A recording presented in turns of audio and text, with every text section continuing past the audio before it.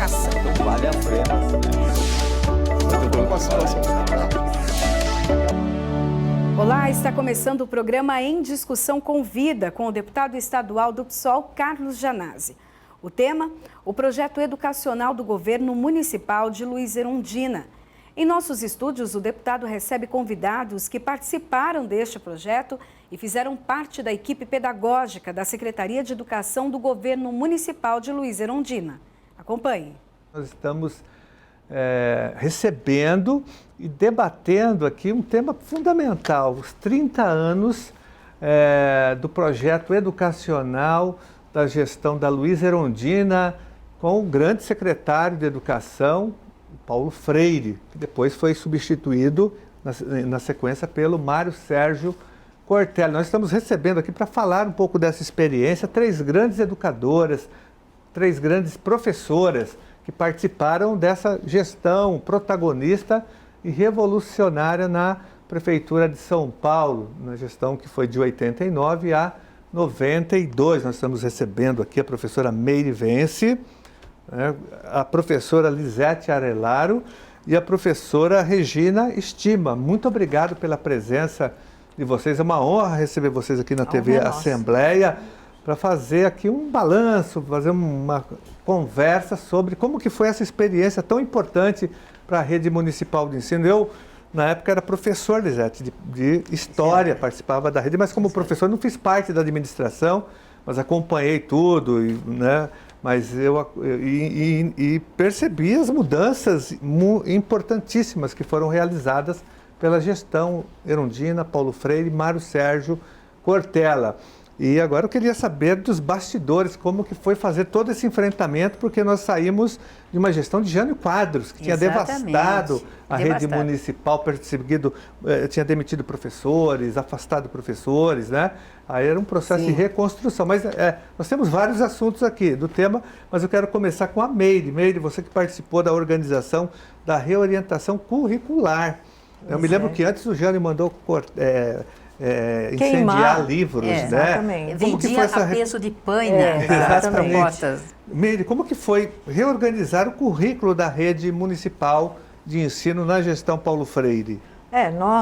Eu lembro que quando a Luísa, na última passeata que ela fez no centro, a gente começou a pensar que tinha alguma chance, porque eu lembro que as pessoas faziam assim, assim. E quando a gente foi para Paulista para comemorar, eu falei, nossa senhora, a Luísa ganhou e nós vamos tocar essa cidade. Essa cidade. A responsabilidade.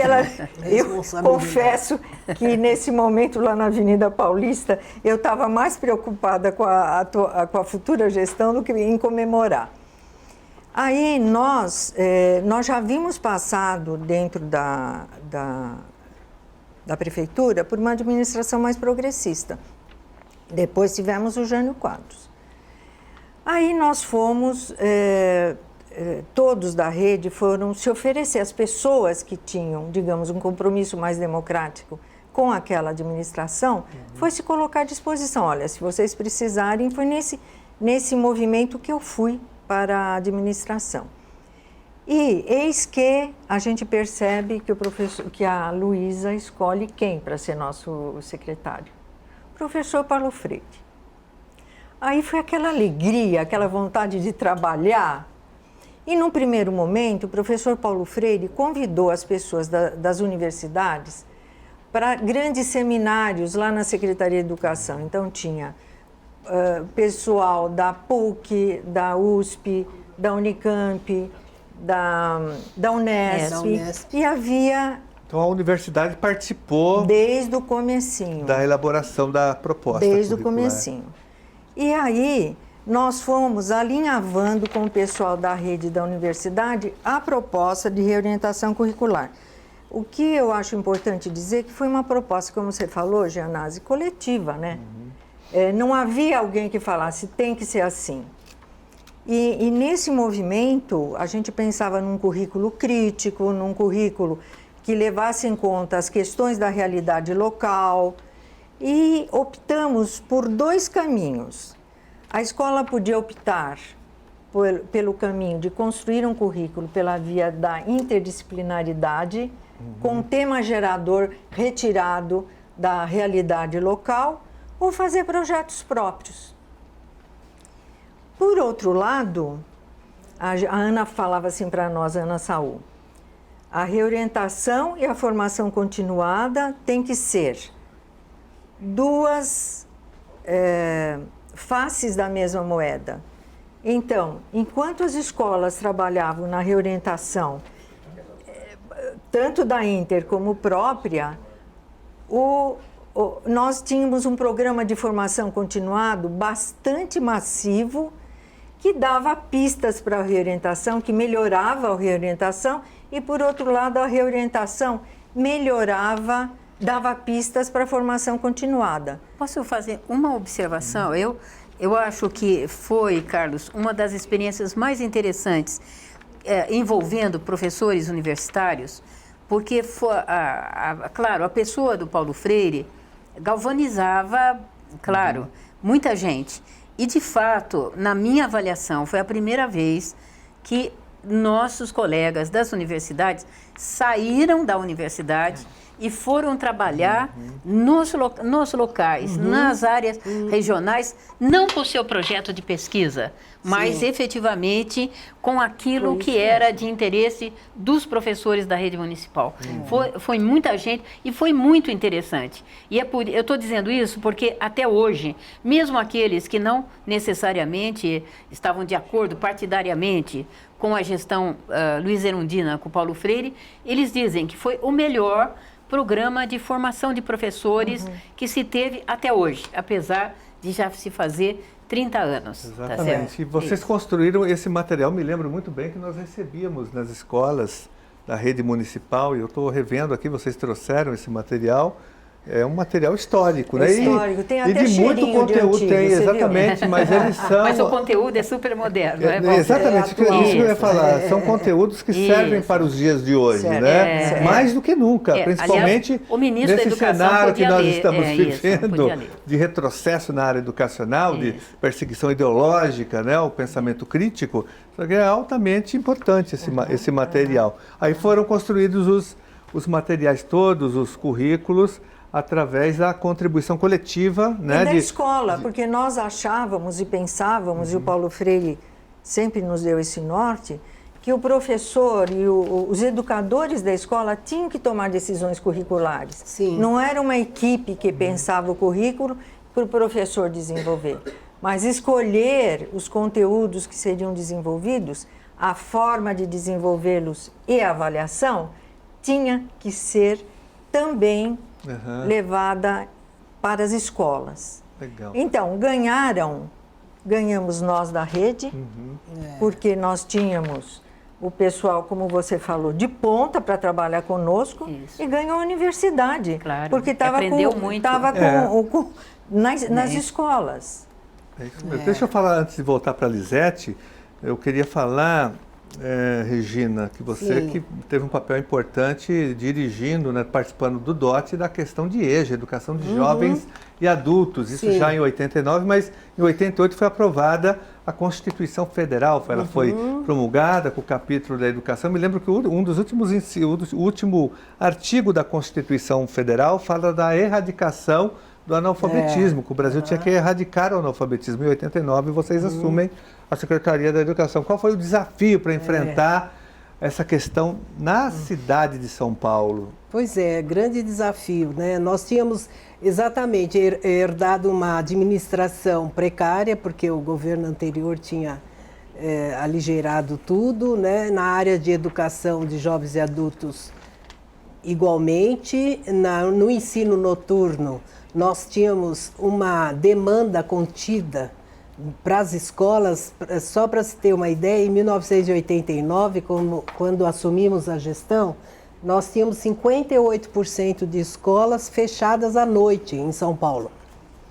Quando terminamos a gestão em 92, esse número caiu para 6%. Eram escolas que realmente não conseguiam, não tinha demanda explícita para chegar lá. Nós fizemos um trabalho intenso de democratização do acesso, né? Então, o Paulo Freire tinha as prerrogativas da Constituição Federal. Era em 89, nós tínhamos o desafio completo de tornar viva, né, a política educacional com EJA. Então, relendo esses livretos, a gente vê o quanto foi incisiva a política de educação de jovens e adultos. Nós começamos virou uma política de Estado da Prefeitura, de Estado, né? da Prefeitura. Isso, da Prefeitura. A primeira coisa, o Paulo Freire tinha autoridade suficiente para fazer na política, principalmente na política de educação de jovens e adultos, o que ele definiu no programa, né? Lá na Casa Rosada, lá do Suplicy, a gente definiu um programa, intenções, né, de um programa.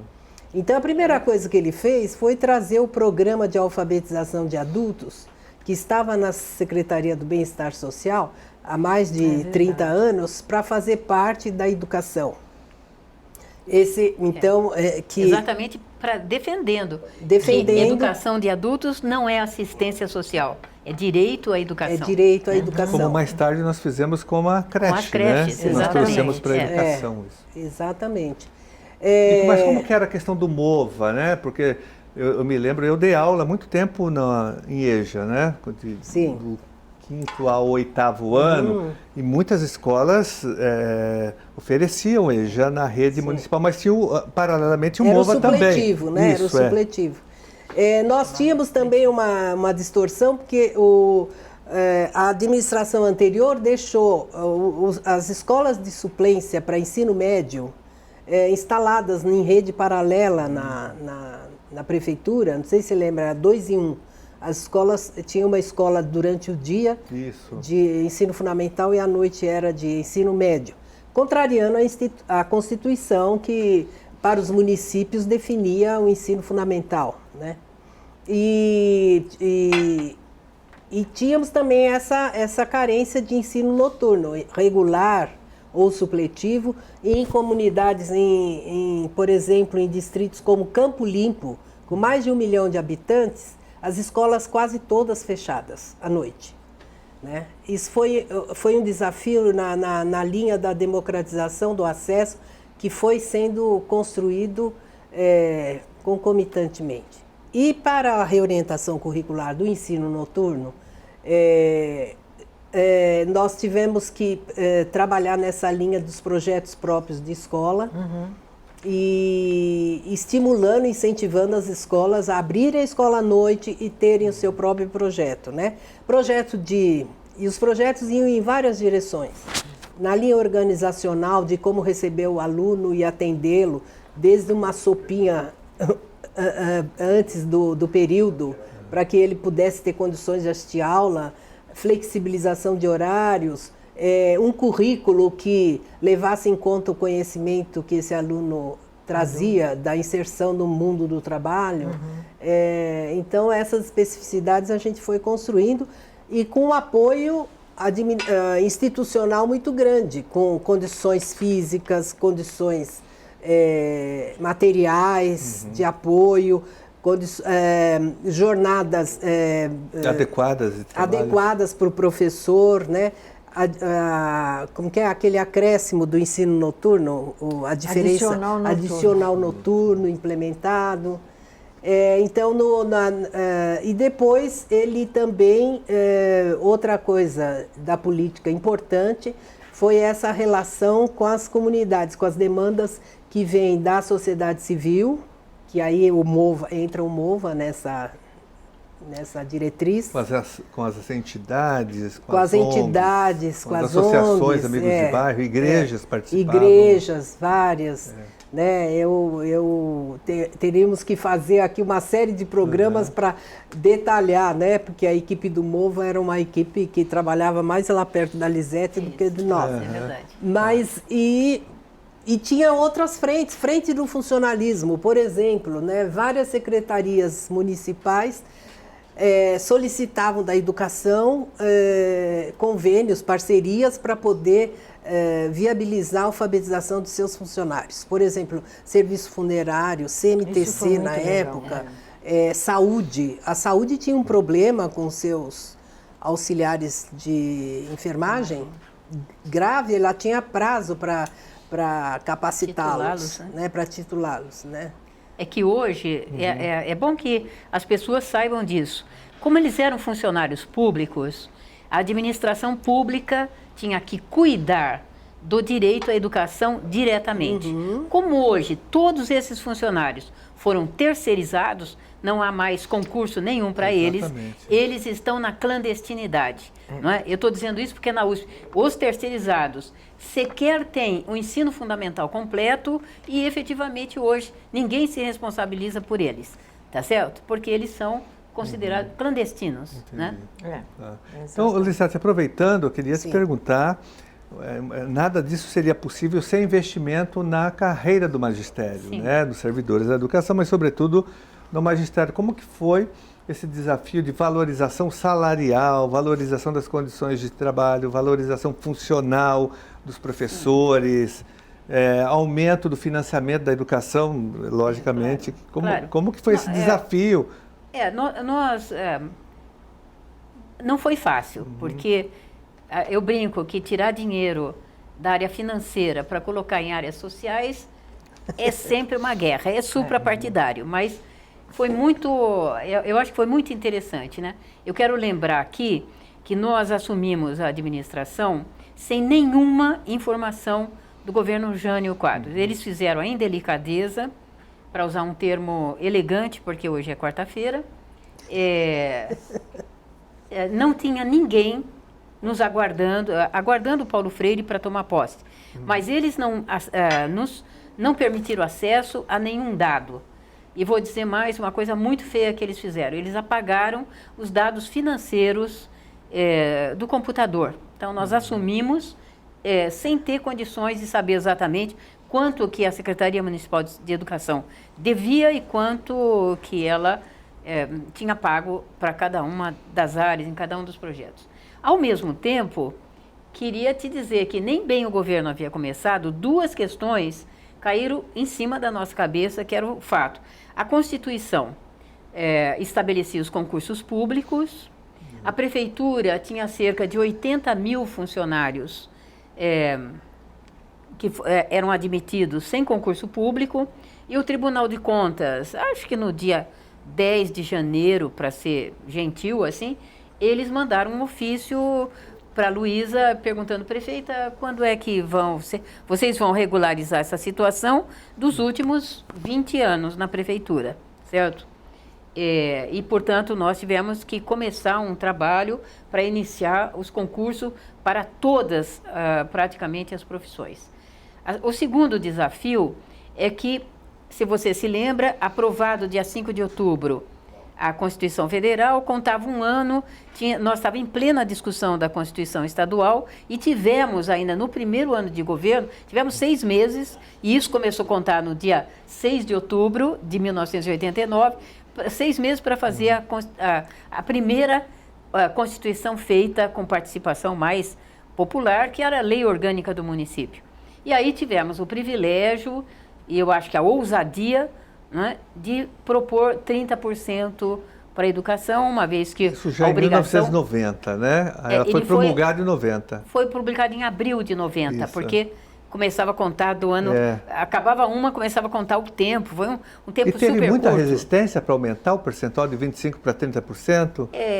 Eu digo não internamente no governo, mas em setores mais conservadores, o Tribunal de Contas, não sei, da Câmara Municipal...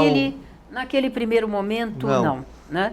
Naquele primeiro momento, eu quero um pouco assim, eles vão ver o que é gastar, conseguir gastar isso, era um pouco assim, né? E depois da Constituição, também a gente tem que lembrar o seguinte, o clima que existia, eu vou chamar de clima que é mais fácil, mas existiam condições políticas muito mais favoráveis do que as que nós estamos vivendo hoje. Então, havia eu até diria uma disposição democrática. Assim, que continha a extrema-direita, certo? Então, naquele momento, eu diria para você que nós tivemos esse privilégio. E nós estávamos Então, também em ascensão com os movimentos sociais, com o isso, movimento sindical, e né? depois- Sociedade civil mais organizada, tinha saído da ditadura militar, então E depois era O redemocratização. que eles apostavam é numa coisa muito séria, que era assim, que nós não teríamos competência para gastar o dinheiro, tá certo? Que é muito difícil, e com as exigências, evidentemente, de gestão pública que a Constituição Federal colocava, de audiências públicas e etc., sem dúvida nenhuma nós não conseguiríamos fazer isso, né? Engano deles, porque nós, vou lembrar aqui que foi uma gestão que não teve nenhuma impugnação de contas, apesar de, sim, a Luísa sofria um preconceito muito grande, né? Por ser mulher, a primeira mulher que assumia, por ser nordestina, por ser assistente social, por gostar de pobre, tá certo? E, obviamente, ter um governo dirigido para os interesses da maioria da população. Eu acho que essa é uma... Lisete, os então vocês 99%. criaram, né, o Estatuto do Magistério, foi aprovado nesse período. Isso, aí começamos... Olha, Carlos, nós começamos a discussão do Estatuto, acho que dia 2 de janeiro, tá certo? Eu vou lembrar aqui até que estava lá como presidente do maior sindicato, Cláudio Fonseca. Foi com ele que nós começamos a discussão e durou praticamente 3 anos. E teve a participação da rede. Isso, participação intensa da rede. Teve consulta pública. Teve consulta rede. pública, nós fizemos até uma pesquisa, tá certo? Propusemos alguns aspectos, vou lembrar aqui, porque isso eu acho que é muito importante, não é? Propusemos sim a eleição de diretor, como a gente, enquanto administração, acreditávamos que o fato de termos diretores efetivos, que você escolhe, simplesmente uma escola, sem ter nada a ver com você, era mais negativo e mais. Quando a escola não considerava que você estava sendo adequado, você não tira um diretor efetivo, mesmo quando ele detesta a escola. Isso não é uma coisa tão simples. Então, ousamos propor a eleição e quero te dizer que fomos a uma consulta na rede e tivemos uma rejeição quase total, 90%. A rede era conservadora. A rede era conservadora. E quero lembrar o seguinte, claro que os diretores e supervisores até organizaram um movimento contra, mas não era só isso, que eu acho importante mas eu digo, dizer e nos isso. outros aspectos, por exemplo, um conselho deliberativo, que ele era consultivo antes, não era? Não, você sabe que é isso que eu estou dizendo. Questão... Nós tivemos, eu não vou aqui... Em alguns tópicos sim teve rejeição, mas em outros por exemplo, nós tivemos muita dificuldade para conseguir fazer publicações, tá certo? Tentamos uma revista, fomos vetados pelo Tribunal de Contas. Tentamos um jornal, fomos vetados pelo Tribunal de Contas. Enfim, quer dizer, o governo da Luísa teve muita dificuldade de fazer a divulgação do seu... Não a propaganda, a divulgação dos seus programas, não é? E eu quero te dizer que, no final, é importante que se diga, no Estatuto do Magistério, nós conseguimos, depois, no 4º ano de gestão, fomos para a Câmara e discutimos, Carlos, 1 ano com a Câmara, inclusive aos sábados, e quero te dizer que foi um movimento muito bonito, porque nós recebemos dos vereadores, também depois de 1 ano de discussão, atendendo todos os grupos que eles queriam que discutissem conosco. Nós tivemos uma questão que a gente se orgulha, porque isso beneficiava os professores. Foi o único projeto da Luísa Erundina que foi aprovado por unanimidade, com inclusive declaração de um dos vereadores, tá certo? Eticamente não vou falar, mas acho que até merecia ser citado, que disse, olha, eu concordo com o processo democrático que vocês fizeram, eu sou contra a proposta. Mas, então, em solidariedade, porque eu admiro o trabalho coletivo e democrático que foi feito, eu faltarei à reunião, tá certo? Para que vocês, de fato, já que eu sou o único que sou contra, para que vocês aprovem por unanimidade, porque também é histórico, não só o primeiro Estatuto do Magistério, mas um envolvimento da comunidade, como foi feito. Eu pergunto para as 3 agora, para vocês, quais são os principais avanços e contribuições do Estatuto do Magistério, na opinião de vocês? Onde nós avançamos mais? Eu acho que a importante? JTI é uma a chamada JTI, jornada de que tempo agora é a integral, gente, que era o seguinte, eram Para 40 o a telespectador pessoa... que está nos acompanhando, Isso. a JTI é o tempo que o professor trabalha fora da sala de Não, aula, porque fazendo tem pesquisa, fora- fazendo leituras, Eu quero aprendendo os alunos, só lembrar o a seguinte, comunidade. Carlos, é importante que se saiba disso. Nós, uma das maiores dificuldades para discutir para dentro do governo o estatuto foi exatamente porque estabelecer o tempo integral significava dobrar o salário que o professor estava recebendo naquele momento, tá certo? E isso não é fácil para a administração, para nenhuma administração, tá certo? Portanto, houve muita negociação, uma priorização que, evidentemente, bancada pela Luísa Erundina, e quero dizer, sempre com o apoio do Paulo Freire, porque o Paulo Freire, eu realmente tive o privilégio de trabalhar muito próximo a ele, e te confesso, me surpreendia como ele era atento às questões administrativas e entrava naquela hora fundamental porque, claro... Ele tinha um peso político, era o Paulo Freire. Exatamente. Né? Paulo Freire era o Paulo Freire. Tá mas certo? só pra, é isso, então. Eu só queria Someire, para você, do Estatuto, o que foi importante na sua opinião? Eu estou tentando lembrar a repercussão disso na reorientação curricular e na formação de educadores, porque nós, quando iniciamos, nós chamávamos a escola para fazer projetos próprios ou da Inter e nós conseguíamos pagar o que a gente chamava de hora-atividade. Então, as escolas que tinham projetos, os professores recebiam por X horas semanais, digamos assim. Isso foi uma forma de você trabalhar com as questões do Estatuto, mas dando qualidade ao trabalho pedagógico da escola, né? Não dobrar a carga horária do professor sem que isso tivesse ligado a uma reorientação curricular e uma formação permanente. Então, eu acho que isso que nós fizemos aos poucos e que culminou com esta proposta que a Lisete está falando, nós conseguimos fazer uma jornada interessante que revertia para uma qualidade melhor da educação. Eu acho que esse impacto foi fundamental. E só uma coisa que eu quero dizer é que, assim, esse trabalho coletivo, ele foi muito de ir e vir. Ir e vir. Então, as propostas eram discutidas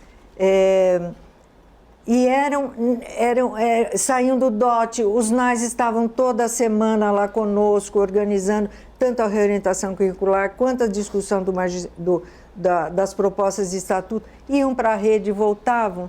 Então, nós fomos construindo, dentro do possível, uma proposta coletiva. Meire, como que foi a questão dos ciclos e da progressão continuada? Como que foi? O que eu Teve queria resistência, dizer, polemizou muito. Então, o que eu me queria lembro dizer que teve assim, um amplo debate sobre esses dois temas. Esse foi Ciclo com progressão continuada. Porque as pessoas falam que a aprovação automática não foi Paulo Freire que fez isso. Não. Era progressão continuada, é uma outra coisa. Era uma a outra aprovação concepção. automática foi com a Rose Neubauer. Exatamente. Depois. Nós já víamos na reorientação curricular, Estado, na na rede formação estadual. de educadores, nós já trabalhávamos na perspectiva do ciclo. Então, a educação infantil e a alfabetização trabalhavam junto. Nós tínhamos um projeto muito importante, que era a passagem de quarta para quinta. Na época, quarta série e quinta série seria o equivalente agora a sexto, quinta e sexto. Quinto e sexto ano. Agora é ano. Onde os professores já trabalhavam juntos. Então, a chegada do ciclo, vamos dizer, veio na direção de dar continuidade àquilo que nós fazíamos. Mas não foi fácil.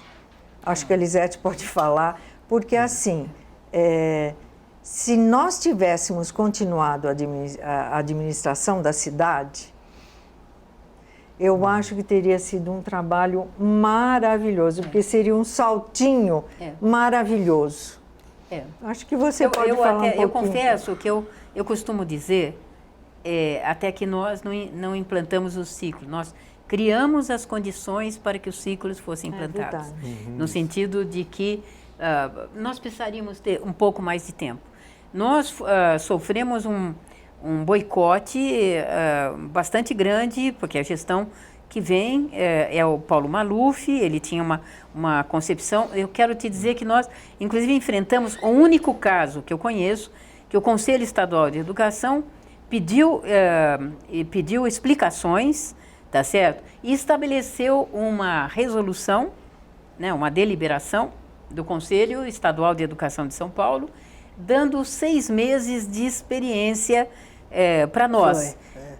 A expectativa, e sim, no Estado havia, porque nós estávamos sendo pioneiros, Carlos, era a primeira experiência no Estado de São Paulo que você fazia progressão continuada de 1ª a 8ª série. Né? O Estado não tinha tido coragem de fazer isso, porque nós dizíamos o ciclo básico, que era iniciativa, 3 ciclos. Era 3, 3 e 2. Era do 1º ao 3º ano, do 4º ao 6º e depois 7º e 8º. 7º, 8º ano. Isso. Mas isso com progressão continuada, Isso. né? Progressão continuada significa termos jornada de trabalho, pagar, tá certo? Não é simples fazer isso, precisa de assessoria. Recuperação paralela. Claro, custa muito mais caro do ponto de vista financeiro, tá certo?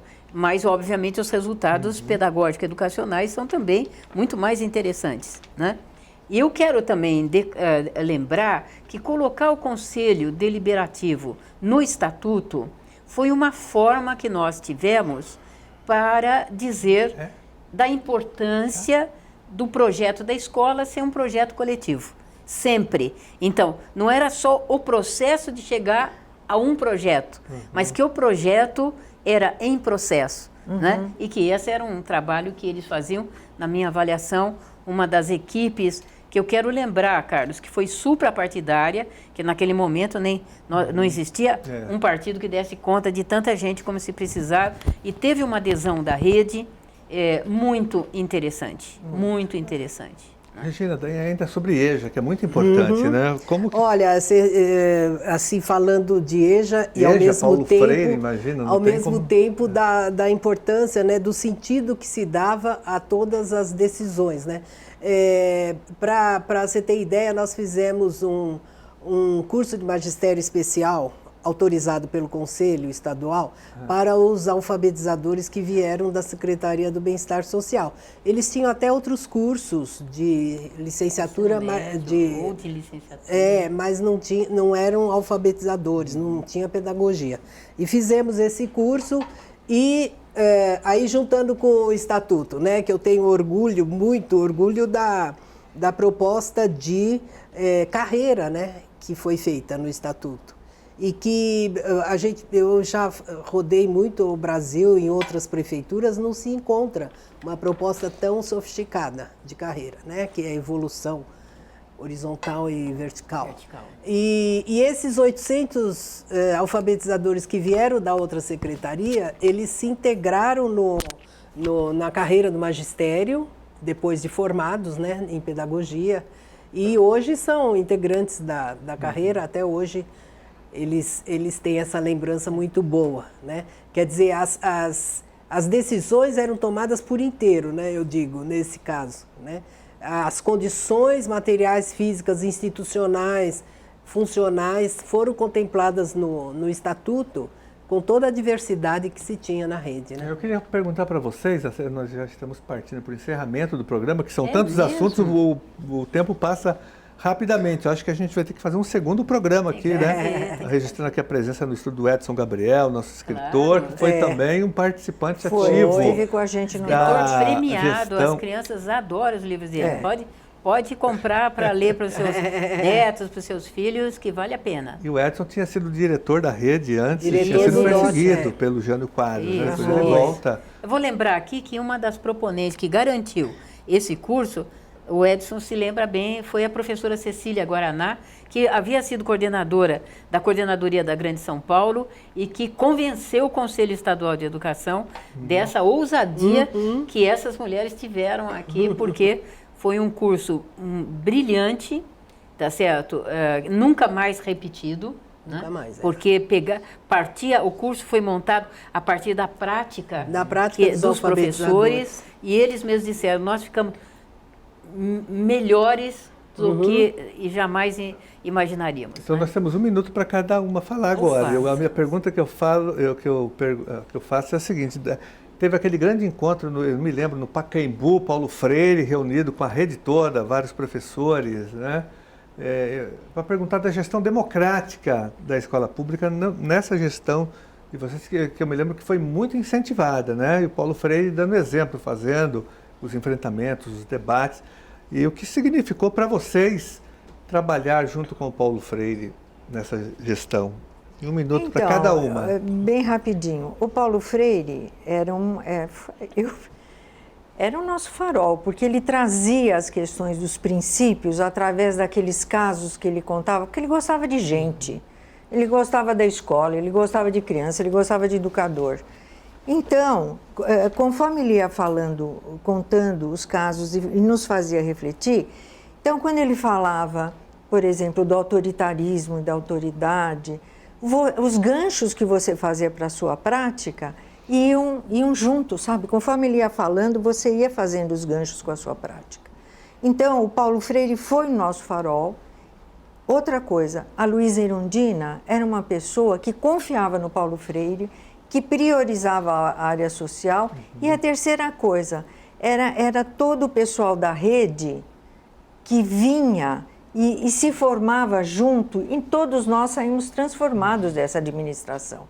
Nós saímos melhores do ponto de vista humano e do ponto de vista pedagógico, político-pedagógico. A gente não fazia distinção política e pedagogia. Não, tanto é que todo mundo que se encontra se abraça. Entendeu? Porque nós saímos melhores desse governo. As ousadias do Paulo Freire, essa do Pacaembu foi uma. E eu vou contar daquela do Congresso de Alfabetizandos, que ele convocou 7.000 alfabetizandos da rede e fez um congresso com a temática e Onde foi esse congresso? Foi no AMB. AMB. E foi assim, era uma aprendizagem para nós, né? Essa ousadia a gente aprendeu a entrar nela e com a humildade de um aprendiz, né? Porque em princípio nos assustava, isso nos assustou, mas foi interessantíssimo. Hoje as pessoas têm essa lembrança, os próprios alfabetizandos da ocasião lembram com saudade disso. Quer dizer, é uma coisa inesquecível, né? Que para a cidadania deles isso fez parte, né, de um momento importante. Só antes de ouvir a Lisete, eu queria ressaltar que sem a coragem da Luísa Erundina, da prefeita, né, de nomear Paulo Freire, porque foi um ato de coragem também. Nomear o Paulo Freire, não é qualquer coisa, né? Ele era um anistiado. Exatamente, né? Ainda nós estávamos saindo da ditadura, processo de redemocratização do país. Foi um ato de coragem dela e ela deu sustentação política para ele fazer trabalho, para vocês fazerem. Então, é importante ressaltar aqui sem dúvida, a Luísa Erundina como prefeita da cidade de São Paulo. Isso é fundamental, né? Sem dúvida. E, Lisete, para encerrar o nosso programa. Eu quero começar exatamente com isso. O governo da Luísa Erundina foi o único, eu acompanhei vários governos, ele é o único governo, e eu chamo aqui os ex-prefeitos a dizer que se confirmarem e aprenderem com a Luísa, porque é o único governo municipal que tinha um projeto de governo, que fazia reuniões semanais no qual se discutia de fato, no coletivo de secretários municipais. Exatamente. Depois da Luísa, isso nunca mais foi feito. Não é fácil fazer isso, certo? Sem que cada um, portanto, quero destacar aqui a competência administrativa política da Luísa Erundina para manter que se valorizasse o governo na sua integridade, tá certo? E na sua intersetorialidade, sem ficar na disputa de esse é meu, agora é a minha vez, etc. Primeira coisa. Com o Paulo Freire, eu acho que é uma tentação, já vi outros não conseguirem resistir ao Diário Oficial. Você tem ali, você pode mandar fazer a hora que quiser, tá certo? E o Paulo Freire é extremamente competente, Paulo Freire tinha uma exigência acadêmica até rígida, tá certo? E, no entanto, ele resistiu, mesmo quando as pessoas falam, vocês sabem o que vocês estão fazendo aqui? Eu não vi o senhor escrever exatamente o que o senhor vai fazer nos 4 anos, tá certo? Que ele dizia, não, nós acreditamos na gestão democrática e nós estamos construindo o programa. Ele resistia a dizer, vou fazer isso, isso, aquilo outro, né? Tínhamos diretrizes, tínhamos normas, mas acima de tudo, não é? O Paulo Freire não foi publicado nenhum ato oficial em toda a gestão Luiz Erundina, Paulo Freire, que não tivesse sido debatido exaustivamente com a rede. Nenhuma resolução da secretaria saiu simplesmente pela ideia tá certo, do Paulo Freire. Levantei de manhã e tive uma ideia. Sabe que pessoas brilhantes têm boas ideias à noite e às vezes de manhã resolve fazê-las sem consultar as pessoas. Paulo Freire resistiu a isso e eu acho que foi muito interessante. E o processo de formação de pessoas, tá certo? Porque nós tínhamos um colegiado central e tínhamos um colegiado intermediário, que significava um processo de discussão da política que nos formou em processo. Poucos de nós, quase nenhum de nós, tinha trabalhado na administração pública. Nós tínhamos sido o outro lado da mesa. Sempre nós estávamos reivindicando. Agora nós éramos governo, nem todos nós sabíamos o que era memorando, que para gastar tinha que pedir autorização antes, nem como é que fazia isso, mas realmente foi um processo de formação. Eu concordo com a Meire. Todos nós saímos melhores do governo. Cansados, porque a gente trabalhava muito. A gente acreditava, viu, Carlos, vou te dizer isso, que se a gente trabalhasse bastante, o socialismo avançaria um pouquinho na história. Não era bem assim, não foi assim, não é assim que a história faz, mas isso levava a uma dedicação exclusiva. E tivemos, que é importante que se lembre, que nunca incomodou Paulo Freire, a imprensa diariamente, em todos os dias, o Estadão e a Folha iam falar mal do governo da Luiz Erundina. Todos nós levantávamos às 6 horas para saber qual era a crítica do dia. E nós íamos atuando. Mas, Lisete, só uma coisinha. Quando ele saiu é que elogiaram o Paulo Freire. No último ano, nós tivemos o 2º Congresso Municipal de Educação, no Anhembi. Eu lembro como se fosse hoje. Tinha uma mesa formada, sei lá, novembro, outubro. E a mesa formada... aquele auditório grande do Anhembi, 4.000 pessoas. E a Luísa não podia chegar no comecinho desse dia. Então, ela chegou mais tarde e entrou por trás. Conforme ela foi entrando, eu não sei se vocês lembram, eu me emociono até hoje, me emociono. Ela foi entrando, os professores foram levantando e aplaudindo. Sabe, conforme ela ia passando... A gente que não via atrás não sabia o que estava acontecendo. Quer dizer, uma mulher que chega no último ano de mandato... No último mês de governo, no último mês de governo, sendo aplaudida por professores, diretores... De pé. De pé. E o professor Paulo Freire... Você acha que tem alguma coisa que nos faria mais felizes do que aquele momento? Eu digo para você... Meire, que até hoje é assim, a Erundina, quando chega em qualquer congresso de professores, ela é aplaudida de pé, né? Até hoje. né? Eu quero agradecer muito a presença de vocês, mas parabenizar e agradecer também a contribuição que vocês deram para esse grande projeto educacional que até hoje repercute, né? O que nós temos de concreto ainda na rede municipal, né? O que ficou sedimentado, e eu diria...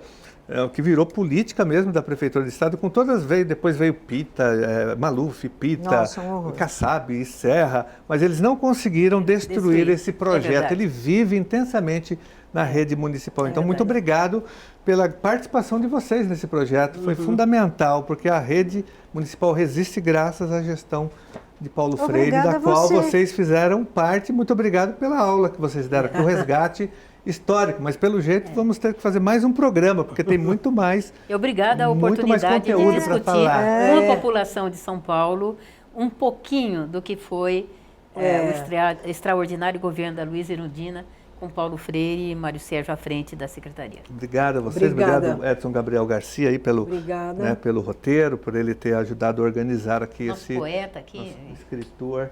Você assistiu ao programa Em Discussão com Vida. Obrigada pela sua audiência e até o nosso próximo programa. Tchau, tchau.